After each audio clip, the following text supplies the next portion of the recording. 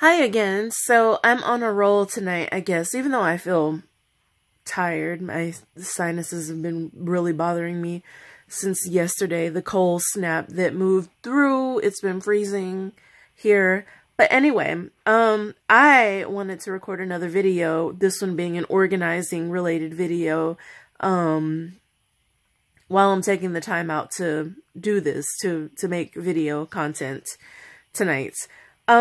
So I'm going to talk about tips that can help you make your appointment with a professional organizer a success.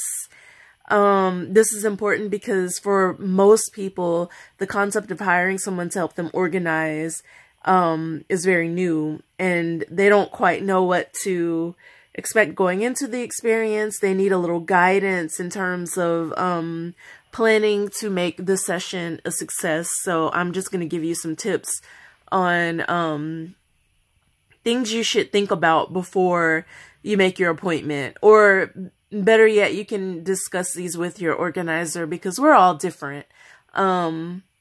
So jumping right into things, first, I want to say you should have an idea of how you want the session to go, meaning think about the type of experience you want to have. Do you want someone to teach you how to organize while they organize your home or your office or whatever space you're having them help with?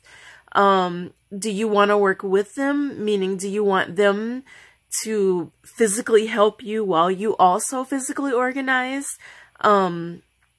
Do you want them to just do their thing and organize your space while you have a completely hands-off experience, and either you're still at the residence or the office, or you leave and let them do their thing and then you come back at a specified time and, you know, appreciate the transformation that's taking place after they work their magic? Yeah, like there are a few different ways you can approach this.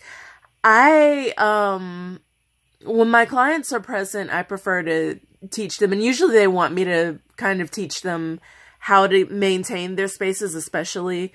We usually talk beforehand about, just different way. Well, we work together to come to an optimal way of organizing the area that they need help with. At that point, depending on the person's schedule, depending on what they want, busier people will say, okay, well, I'm going to leave my keys with my doorman, or, you know, meet me there, and then I'm going to go to work, or I'm going to go run some errands or whatever.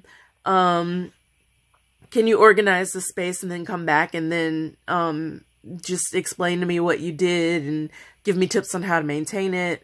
That's cool. I like that because for me, organizing is also very aesthetic. It's functional and aesthetic. It's kind of an art form, to me. So I'm able to just get really creative and put together a solution that, in talking, and I'll make another video on this, but, everything I do is going to be different from client to client. And, although, you know, I do utilize the same concept sometimes in more than one, setting. But I talk to the client, I figure out their lifestyle, where their pain points are. I figure out their ideal, which is going to be the next thing I'm going to talk about. And in those cases where they're like, can you just do this, please? And then I'll come back and you tell me how to maintain it. I'm willing to change. Just fix it for me, and then, help me, you know, learn to maintain it and to operate within whatever lines you draw. That's fine. And I will craft a solution that meets their lifestyle and their needs and that is intuitive to them. I always talk to my client. I mean, a couple times I haven't, but like I'll usually talk to my client thoroughly before I go in and do something, because I always say, look, you got to live here. I'm going to get the money and go, and you're going to have to, live in whatever I create. So please help me create something that suits you. And that you're going to enjoy living in or working within, and, maintaining.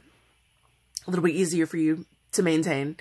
So that's one approach. The other approach, sometimes I work with the client and I'll again talk to them about their pain points and kind of coach them, or sometimes I'll show them how I would tackle the issue while I'm organizing, or I will have them do the organizing and supervise them and talk them through it.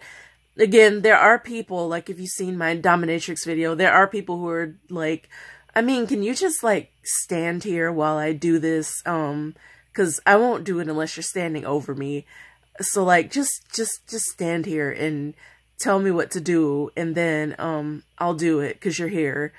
And that's fine too. I'm kind of like an accountability partner for hire in that way. Or a G-rated dominatrix, whatever.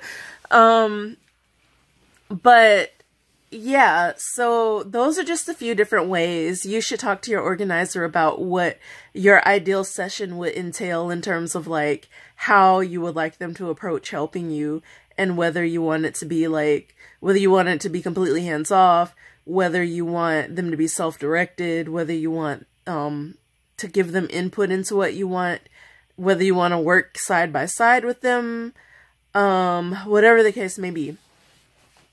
So this next point is you should go into each session with a goal, meaning have an endpoint that you want to arrive at. Otherwise, you run the risk of potentially being disappointed. Your organizer has a greater potential of becoming annoyed with you. I hate to say that. Like I'm very careful with, I'm pretty careful about the people I will accept as a client. And, you know, like there have been a couple occasions where I've just said, I've walked away because I'm like, you're not the right client for me. Yeah, you're not receptive. You're not ready to, yeah, you're not in the right place to get the services that I provide. And so this would just not be a good experience for me, or perhaps for me and you. And so I've walked away. Or, you know, if the person just has a bad attitude, now I'm not going to subject myself to that, for any amount of money. So, but yeah, that was kind of an aside. Have a goal, meaning I want my closet to look better, or I really get stressed out because my bedroom has clothes all over the floor. I just want it to look neat for this session. And then maybe I'll schedule to have you come back and we can, you know, work on teaching me how to maintain a new system. Or I really want more behavioral coaching, as in, let's walk around my house and you tell me ways I can maintain things while, you know, and then you organize them, or we work together to organize. Like, have in mind how you want your session to go and what you'd like to accomplish by the end of the session. You know, I'd like to have all my hats organized, whatever the case may be. I'd like to get, you know, my shoes, I'd like to get my winter shoes put up and my spring shoes brought out and arranged neatly, whatever the case may be. I want to get my makeup organized so I can use it every day, and have a system for how to store it, whatever the case may be. Have an end goal, put a time limit on it. I'd like to see what we can accomplish in 4 hours. I'd like to see what we can accomplish in 2 hours. Know your energy. So think about the point at which you will most likely get tired, because a lot of people will go into these sessions and run out of wind. My style is I prefer to work straight through. I don't really need breaks because I feel like I need to maintain the momentum, because if I know that me personally, if I stop and do something else, have a snack, whatever, I am probably gonna get sidetracked and have to like, refocus and regain the momentum, which that's fine for me. If I'm doing like an all day session at someone's house, then I'll take breaks or whatever. But if it's just 2 hours, 4 hours, I'd rather knock it out. But I'm also very mindful of the client's needs, and I can tell when a person needs a break. I can usually sense beforehand when they will probably need a break, and so I will schedule like a little break for the person halfway through, or whatever the case may be, if we're working together. So yeah, know your energy level, create a goal, what you'd like to accomplish by the end of the session, and plan your session accordingly. Tell the organizer beforehand how long you'd like them to be with you in your home, in your office, wherever, at the session. Yeah, so I feel like there was another point. You'll have to excuse me, like my sinuses were really bad. I think it's because like the air has been so cold and dry, and I just woke up so dry this morning, and I haven't been drinking as much water, and I noticed that my sinuses are more prone to infection when I'm more dehydrated. That was a complete aside, but so yeah, back to organizing. You know what? I think I'm gonna make that it for this video, because those are 3 good things for you to keep in mind. Know what you want to happen, how you want your session to go, meaning the style. Think about choosing an organizer whose style is compatible with yours, because we're all very different. Have a goal, meaning, you know, let the organizer know what you'd like to accomplish. And in addition to that, put a time limit on the session and plan it according to your energy level.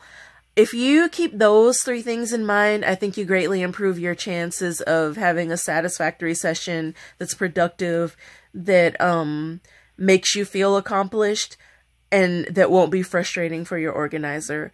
I'm going to come back with more tips, because there are a lot, I mean, not a lot, but you know, there's more I could probably tell you about this to help you go into finding an organizer, scheduling a session with an organizer, working with an organizer, and increasing your likelihood for success and having a good experience and getting results from the experience that you are most likely to be happy with and are most likely to be able to maintain.